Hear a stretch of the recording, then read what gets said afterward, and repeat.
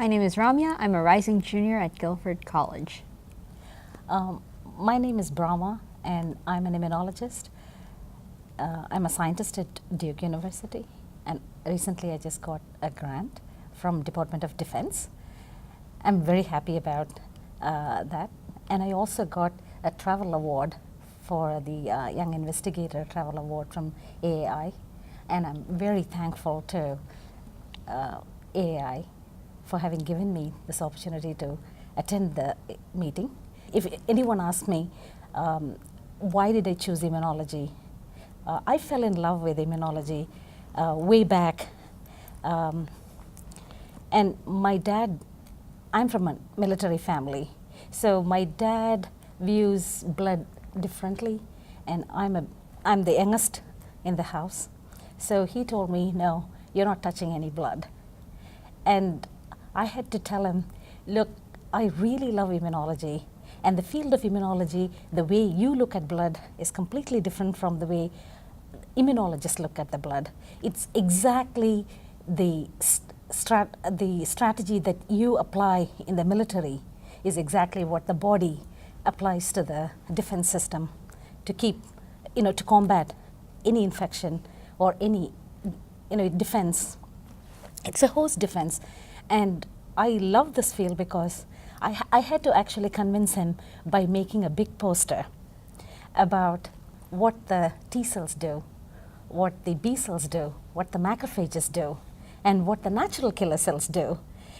The complete array of the whole immune cells are exactly like infantry, artillery, Air Force, and the Navy. And when you defend the country the same way the human system defends its own body.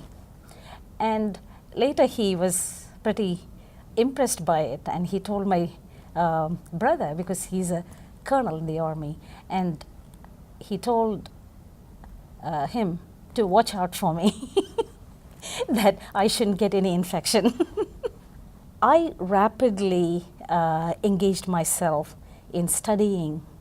I went to the infectious ward, saw the patients.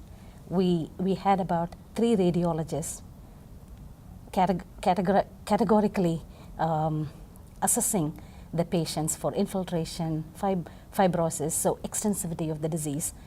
And and then I took the complete questionnaires from them, and the sputum was given for culture, and because in India it's basically a lot of opportunistic mycobacteria there, and that simulates very much like if anyone has an infection, it's very hard to identify the tuberculosis with that of the rest of the thing.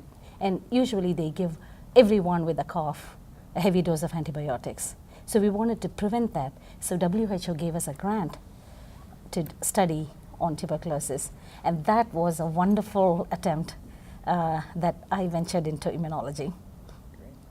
And the work got recognized, and I got an award. My first, I presented it at Germany, and then I got an award from Lancet, Young Investigator Award for the work. The study that I have proposed now is to do on the neurotrophic factors, neuropoietic cytokines.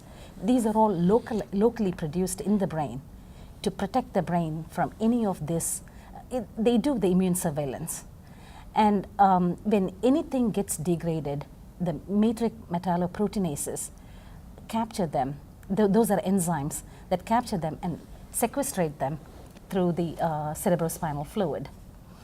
And this cerebrospinal fluid drains into the systemic fluid, and then the body, eliminates the waste. So